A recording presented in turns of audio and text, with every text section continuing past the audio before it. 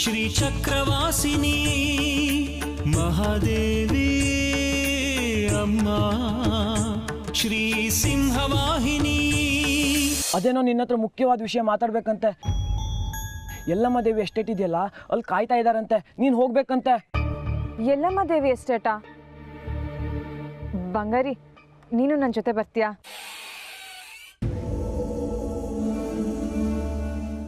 ನಂಗೆ ತುಂಬ ಭಯ ಆಗ್ತದೆ ಕಣೋ.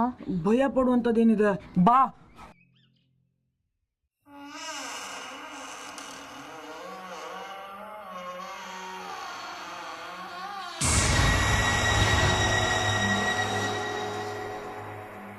ಪಕ್ಕ ದೆವ್ವದ ಮನೆನ. ನೀನು ದೇವ್ರನ್ನೇ ನಂಬಲ್ಲ, ಇನ್ನು ದೆವ್ವ ನಂಬ್ತೀಯಾ?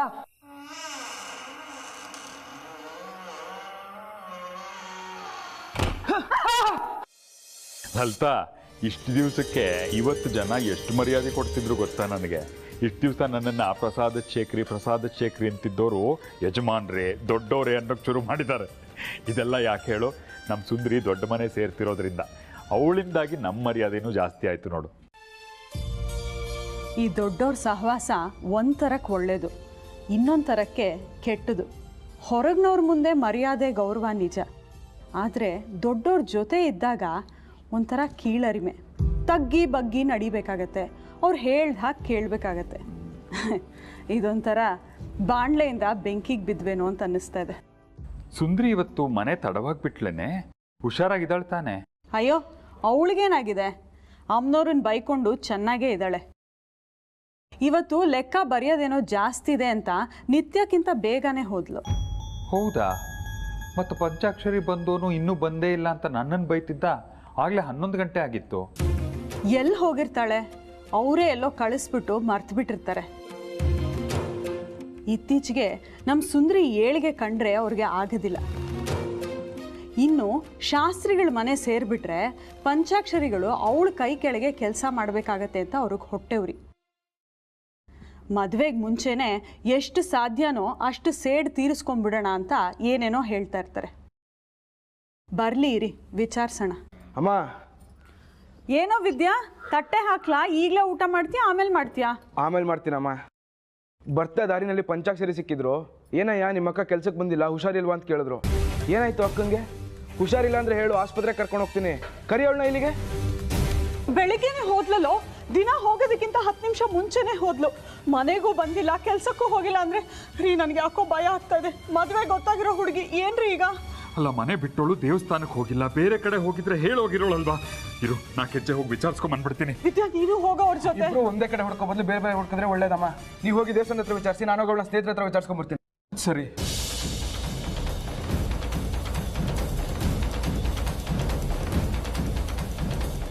ಅಮ್ಮ, ನನ್ನ ಮಗಳನ್ನ ಕಾಪಾಡಮ್ಮ. ಅವಳಿಗೇನು ಕೆಟ್ಟದಾಗದೇ ಇರೋ ಹಾಗೆ ನೋಡ್ಕೊಳಮ್ಮ. ನಿನಗೆ ತುಪ್ಪದ ದೀಪ ಹಚ್ತೀನಿ.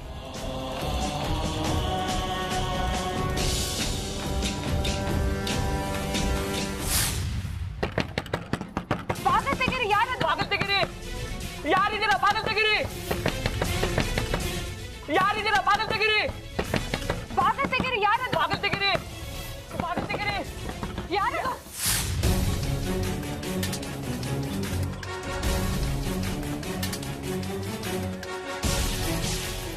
ಸ್ವಾಮಿ, ಸುಂದರಿ ನೋಡ್ದೇನೋ?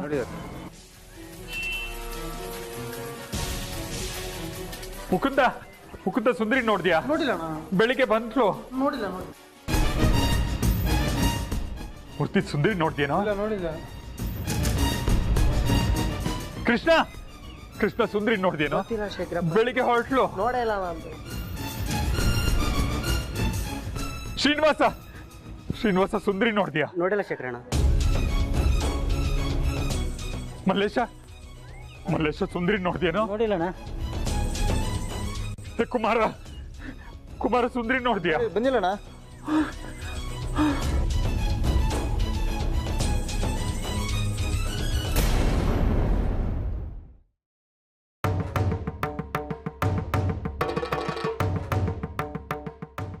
ಅಮ್ಮ, ನನ್ನ ಮಗಳು ನಿನ್ನನ್ನು ದ್ವೇಷಿಸ್ತಾಳೆ ಅಂತ ಅವಳ ಕಷ್ಟಗಳು ಕೊಡಬೇಡ ತಾಯಿ. ಅವಳ ಪರವಾಗಿ ನಾವು ಕ್ಷಮೆ ಕೇಳ್ತೀವಿ. ನಾವು ತಪ್ಪು ಕಾಣಿಕೆ ಹಾಕ್ತೀವಿ. ಅವಳು ನಿನ್ನನ್ನು ಎಷ್ಟೇ ದ್ವೇಷಿಸಿದ್ರು ದುರ್ಗಾ ಸಪ್ತಾಹ ಮಾಡಿದಾಳೆ. ಅದಕ್ಕಾದರೂ ನೀನು ಅವಳನ್ನ ರಕ್ಷಿಸಲೇಬೇಕು. ಅವಳು ಮದುವೆ ಅಂತ ಶುರು ಆದಾಗಿನಿಂದ ಏನೋ ಅಡೆತಡೆಗಳು ಬರ್ತಾನೆ ಇವೆ. ಎಲ್ಲವನ್ನು ನೀನೇ ನಿವಾರಿಸಿ ಕಾದು ಕಾಪಾಡು ತಾಯಿ. ನನ್ನ ಮಗಳು ಸುರಕ್ಷಿತವಾಗಿ ಮನೆಗೆ ಬಂದರೆ ಮಂಗಳಗೌರಿ ಕತೆ ಓದಿಸ್ತೀನಿ. 9 ಜನ ಮುತ್ತೈದರಿಗೆ ಬಾಗ್ನ ಕೊಡ್ತೀನಿ. ನಮ್ಮ ಕೈ ಬಿಡಬೇಡ ತಾಯಿ.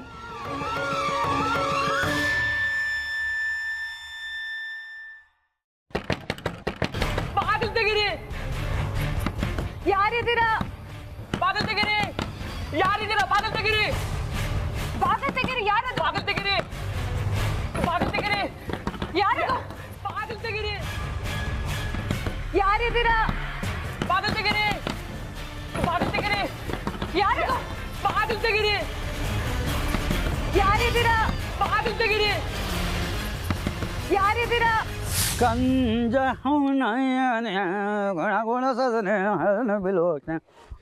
ಚಿಕ್ಕಪ್ಪ, ಓ ಏನಯ್ಯ ವಿದ್ಯಾಶಂಕರ, ನೀನು ಟ್ರಾವೆಲ್ಸ್ ಓಪನ್ ಮಾಡ್ಬೇಕಾದ್ರೆ ನಾನು ಬೇಕಾಗಿತ್ತು, ಆಮೇಲೆ ಮರ್ತೆ ಬಿಟ್ಟಿದ್ಯಾ? ನಿನ್ನೆ ತಾನೇ ಸಿಕ್ಕಿದ್ವಲ್ಲ ಚಿಕ್ಕಪ್ಪ, ಜೊತೆಗೆ ಹಾಕಿದ್ವಲ್ಲ. ಅಯ್ಯೋ ನೆನ್ನೆ ಕಳೆದು ಇವತ್ತು ಬದುಕ್ತಾ ಇಲ್ವ ನಾವು? ಇಲ್ಲೇ ತಮಾಷೆ ಮಾಡಿದೆ. ಆಮೇಲೆ ಮದುವೆ ತಯಾರಿ ಹೇಗೆ ನಡೀತಿದೆ? ಜೋರಾ? ನಾನು ಬಂದು ಏನಾದ್ರು ಸಹಾಯ ಮಾಡೋಣ ಅಂದ್ಕೊಂಡ್ರೆ ನಿಮ್ಮ ಅಪ್ಪಂಗೆ ನನ್ನ ತಲೆ ಕಂಡ್ರೆ ಆಗಲ್ವಲ್ಲಪ್ಪ, ಏನು ಮಾಡೋದು? ಈಗ ಅದಕ್ಕಿಂತ ದೊಡ್ಡ ಸಮಸ್ಯೆ ಎದುರಾಗಿದೆ ಚಿಕ್ಕಪ್ಪ. ಅದಕ್ಕೆ ನಿಮ್ಮನ್ನೇ ನಾನು ಹುಡ್ಕೊಂಡ್ಬರ್ತಿದ್ದೆ. ಯಾಕೆ? ದುಡ್ಡು ಕಾಸು ಒಂದನ್ನು ಬಿಟ್ಟು ಬೇರೆ ಏನನ್ನಾದರೂ ಕೇಳೋ, ಹೋಗಿ ಸಟ್ಟೆ ಸಲಹೆ ಕೊಡ್ತೀನಿ. ನಮ್ಮ ಅಕ್ಕ ಇವತ್ತೆಲ್ಲ ಕಾಣಿಸ್ತಾ ಇಲ್ಲ. ದೇವಸ್ಥಾನಕ್ಕೂ ಹೋಗಿಲ್ವಂತೆ. ಇಷ್ಟೊತ್ತಾದ್ರೂ ಮನೆಗೂ ಬಂದಿಲ್ಲ. ಅವ್ರ ಸ್ನೇಹಿತರನ್ನೆಲ್ಲ ವಿಚಾರಿಸಿದೆ, ಎಲ್ಲೂ ಸುಳಿವು ಸಿಗ್ತಿಲ್ಲ ಚಿಕ್ಕಪ್ಪ. ಹೌದಾ? ಅರೆ ಎಂಥ ಕೆಲಸ ಆಗೋಯ್ತಲ್ಲ. ಅವಳು ಕೆಲಸ ಮಾಡೋದು ದೇವಸ್ಥಾನದಲ್ಲಿ, ಅಲ್ಲಿ ಹೋಗಿ ಹುಡ್ಕೋದು ಬಿಟ್ಟು ಊರೆಲ್ಲ ತಿರುಗ್ತಾ ಇದೆಯಲ್ಲೋ ಮಂಕದಿಣ್ಣೆ. ಅಲ್ಲಿಗೆ ಅಪ್ಪ ಹೋಗಿದ್ದಾರೆ, ಅದಕ್ಕೆ ನಾನು ಬೇರೆ ಕಡೆ ಹುಡ್ಕೊಂಡು ಹೊರಟೆ. ನೋಡ, ಹೀಗಾಗಿರ್ಬೋದು. ಹೇಗಿದ್ರು ಮದುವೆ ನಿಗದಿಯಾಗಿದೆ. ಮದುವೆಗೆ ಮೊದಲು ಮಾತುಕತೆ ಅದು ಇದು ಅಂತ ಮದುವೆ ಗಂಡೆ ಅವಳನ್ನೆಲ್ಲರೂ ಕರ್ಕೊಂಡೋಗಿರ್ಬೋದು. ನಮ್ಮ ಅಕ್ಕ ಅಂತ ಅವಳಲ್ಲ ಚಿಕ್ಕಪ್ಪ. ನಿಮ್ಮ ಅಕ್ಕ ಒಳ್ಳೆಯವಳೆ ಅಪ್ಪ, ಅವಳಿಗೆ ಆಸೆ ಇಲ್ಲದೆ ಇರ್ಬೋದು, ಸಚ್ಚಿಗೆ ಆಸೆ ಇರಲ್ವಾ? ಅವನೇ ಬಲವಂತ ಮಾಡಿ ಅವಳನ್ನು ಎಲ್ಗಾರು ಎತ್ತಾಕೊಂಡು ಹೋಗಿರ್ಬೋದು.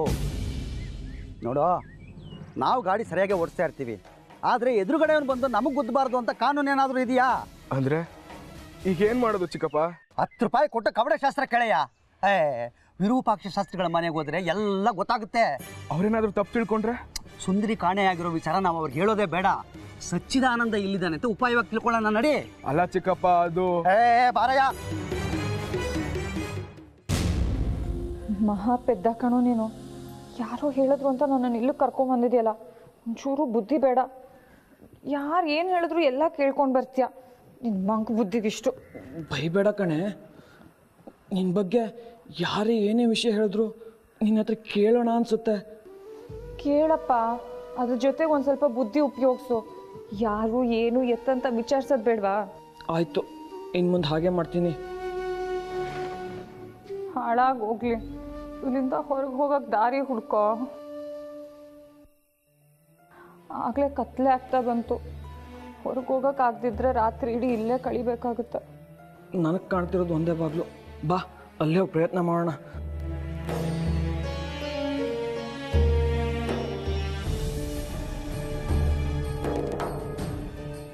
ಏನೇದು ಗೊತ್ತಾನೆ ಇಲ್ಲ.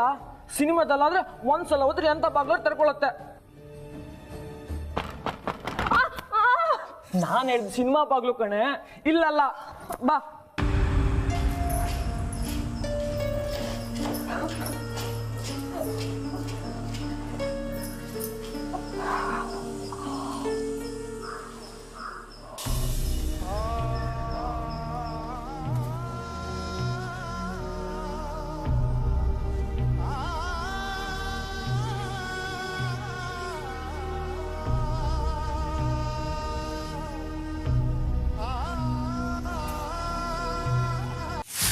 ಲಲಿತಾ, ಲಲಿತಾ, ಗೊತ್ತಾಯ್ತಾ ಸುಂದ್ರಿ ಎಲ್ಲಿದ್ದಾಳೆ ಅಂತ? ಇಲ್ಲ ಕಣೆ, ಇಡೀ ದೇವಸ್ಥಾನ ಜಾಲಾಡ್ದೆ, ಎಲ್ಲೂ ಕಾಣಲಿಲ್ಲ. ಅಲ್ಲಿ ಸಂಬಂಧಪಟ್ಟವ್ರನ್ನೆಲ್ಲ ವಿಚಾರಿಸ್ದೆ. ಇವತ್ತು ಅವಳು ಸುಳಿವೇ ಇಲ್ವಂತೆ ದೇವಸ್ಥಾನದ ಹತ್ರ. ಅಯ್ಯೋ ದೇವ್ರೆ, ಅಮ್ಮನವ್ರನ್ನ ಯಾವಾಗಲೂ ಬೈಕೋತಾ ಇರ್ತಾಳೆ.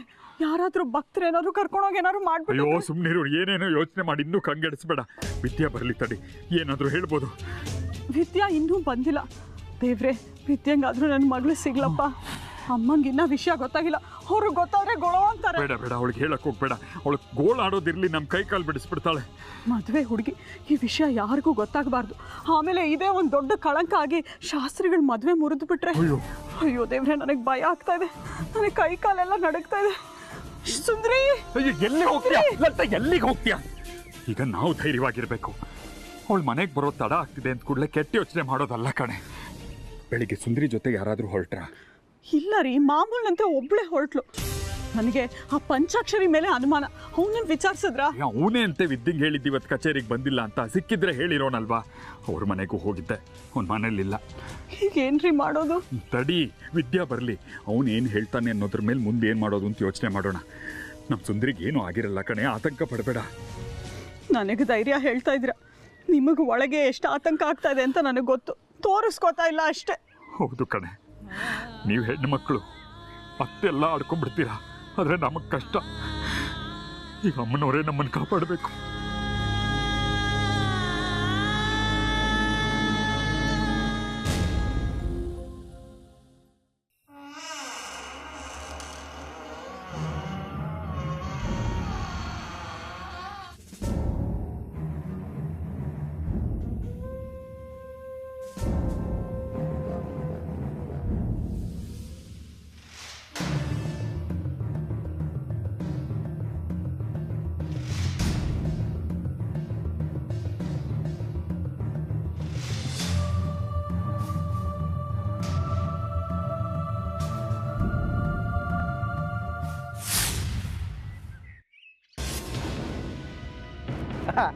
ಏನು ಚಿಕ್ಕಣ್ಣ, ಕಾರನ್ನ ಒರೆಸಿ ಫಳ ಅಂತ ಇಟ್ಕೊಂಡಿರ್ತೀಯಪ್ಪ ಯಾವಾಗ್ಲೂ.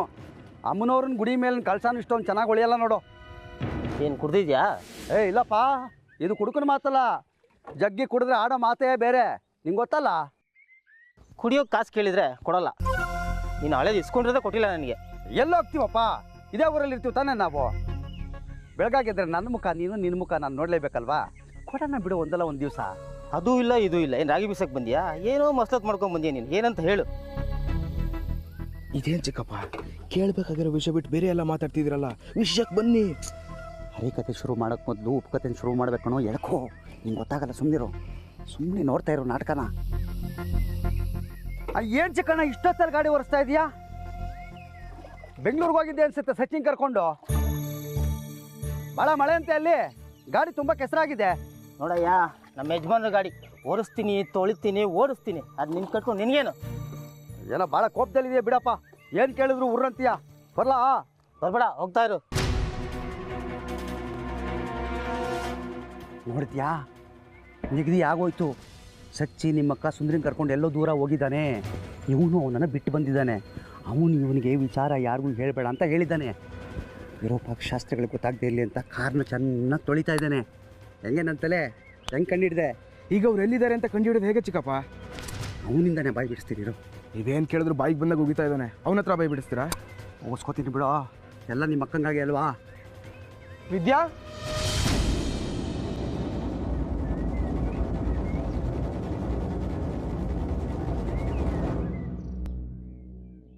ಏನೋ ವಿದ್ಯಾ, ಇಷ್ಟೊತ್ತಲ್ಲಿ ಬಂದಿದ್ದೀರಾ?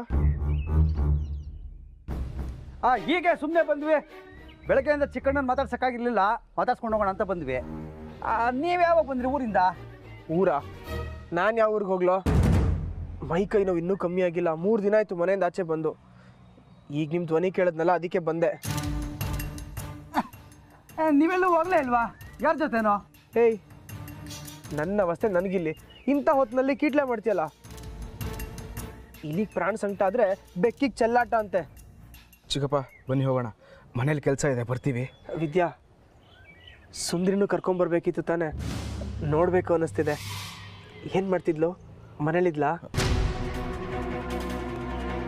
ಅದು ಅವಳು ದೇವಸ್ಥಾನದಲ್ಲೇನೋ ತುಂಬ ಕೆಲಸ ಅಂತ ಹೇಳ್ತಿದ್ಲು.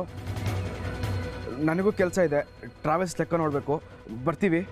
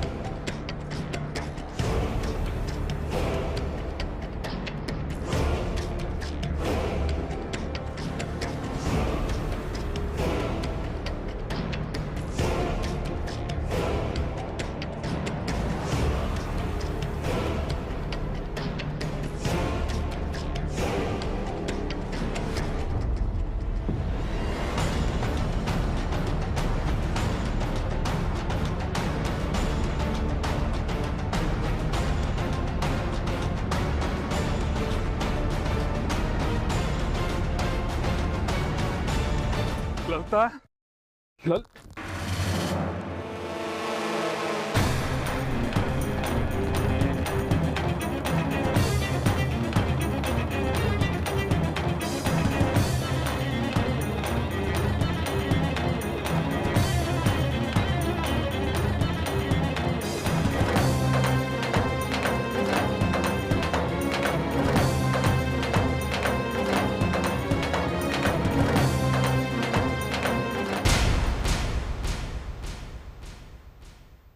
ಬೆಳಿಗ್ಗೆಯಿಂದ ಸುಂದರಿ ಕಾಣ್ತಾ ಇಲ್ವಂತೆ? ಯಾಕೆ ನನಗೆ ವಿಷಯ ತಿಳಿಸ್ಲಿಲ್ಲ? ನನಗೂ ಮನೆಗೆ ಬಂದ ಮೇಲೆ ವಿಷಯ ಗೊತ್ತಾಗಿತ್ತು. ಹೀಗೆಂದೂ ಆಗಿರಲಿಲ್ಲ. ಅದಕ್ಕೆ ಹುಡುಕೊಂಡು ಬರೋಕ್ಕೆ ಹೋಗಿದ್ದೆ. ನಾಳೆ ಬೆಳಗ್ಗೆವರೆಗೂ ಕಾದು ತಮಗೆ ವಿಷಯ ತಿಳಿಸೋಣ ಅಂತ. ಬೀಗರಾಗ್ತಾ ಇದ್ದೀವಿ. ನಿಮ್ಮ ಕಷ್ಟ ನಮ್ಮ ಕಷ್ಟ ಅಲ್ವಾ? ನಿಮ್ಗೆ ಅವಮಾನ ಆದರೆ ನನಗೆ ಅವಮಾನ ಆದಾಗಲ್ವಾ? ಒಂದು ವಿಷಯ ತಿಳಿಸಿದ್ದಿದ್ರೆ ನಾವು ಕೈ ಜೋಡಿಸ್ತಾ ಇದ್ವಿ ಅಲ್ವಾ? ನೀವು ಹೇಳಲಿಲ್ಲ ಅಂತ ನನಗೆ ಗೊತ್ತಾಗ್ಲಿಲ್ಲ ಅಂತ ತಿಳ್ಕೊಬೇಡಿ. ನಾನೇನು ಸುಮ್ಮನೆ ಕೂತಿಲ್ಲ. ನಮ್ಮ ಚಿಕ್ಕಣ್ಣ ಆಳುಗಳನ್ನ ಎಲ್ಲ ಕಡೆ ಕಳಿಸಿ ಹುಡುಕೋದಕ್ಕೆ. ಏನಾದರೂ ಸುದ್ದಿ ಗೊತ್ತಾಯ್ತಾ? ಇಲ್ಲಿವರೆಗೂ ಏನು ಗೊತ್ತಾಗಿಲ್ಲ. ನಿಮ್ಗೇನಾದರೂ ಗೊತ್ತಾಯ್ತಾ? ಇಲ್ಲ, ಎಲ್ಲ ಕಡೆ ಹುಡುಕು ಬಂದೆ. ಚಿಂತೆ ಬೇಡಿ. ಬಸ್ ಸ್ಟ್ಯಾಂಡು ಎಲ್ಲ ರಾಜ್ಯಗಳಲ್ಲಿ ನಮ್ಮ ಜನ ಇದ್ದಾರೆ. ಹೇಗಾದರೂ ಕಂಡುಹಿಡಿತಾರೆ. ನೀವು ಚಿಂತೆ ಮಾಡೋ ಅಗತ್ಯ ಇಲ್ಲ. ಆದರೆ ಕಳಂಕ ತರುವಂಥ ಯಾವ ಘಟನೆಯೂ ನಡೆದಿಲ್ಲ. ಹೌದಲ್ವೋ? ಯಾಕೆಂದರೆ ಹಿಂದೆ ನಡೆದ ಕುಂಕುಮದ ಘಟನೆ ಇನ್ನೂ ಮನಸ್ಸಿನಿಂದ ಮಾಸಿಲ್ಲ.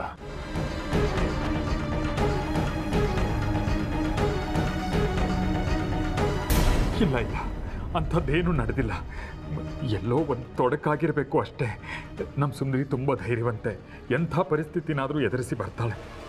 ಒಂದು ವೇಳೆ ಕೈ ಮೀರಿ ಆ ರೀತಿ ಏನಾದರೂ ನಡೆದ್ರೆ ನನ್ನ ಕೋಪ ಗೊತ್ತಲ್ಲ.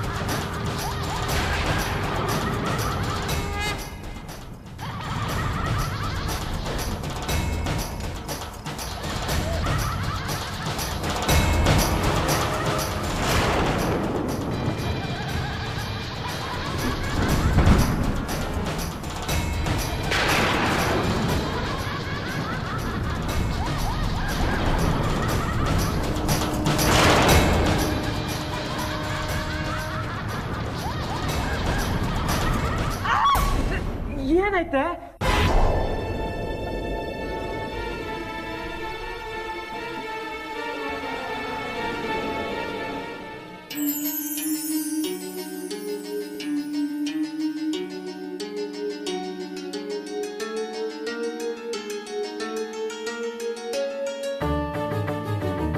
ಅಮ್ಮ ಅಮ್ಮನವರು ಕಣೆ, ನೋಡು.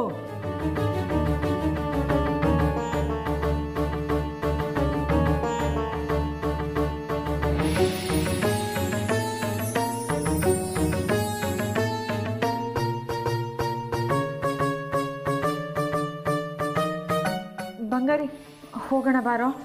ಇಲ್ಲೇ ಇದೆ, ಎಲ್ಲರೂ ದಾರಿ ಸಿಗುತ್ತಂತ ನೋಡೋಣ. ನಂಗೆ ಚಿತ್ರ ನೋಡಿದ್ರೆ ಆಗಲ್ಲ,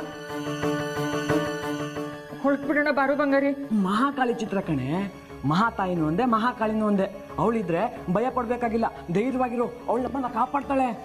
ಅದಕ್ಕೆ ಬೇಡ ಅಂತಿರೋದು. ಅವಳಿಗೂ ನನಗೂ ಮೊದಲೇ ಆಗಲ್ಲ, ಇನ್ನೇನು ಕಾಪಾಡ್ತಾಳೆ. ಅವಳ ಚಿತ್ರ ಇಲ್ಲಿದೆ ಅಂದರೆ ಏನೋ ಸಂಸ್ಕಾರ ಇದೆ ಅಂತ ಆಯಿತು. ಬಾರೋ ಹೋಗೋಣ.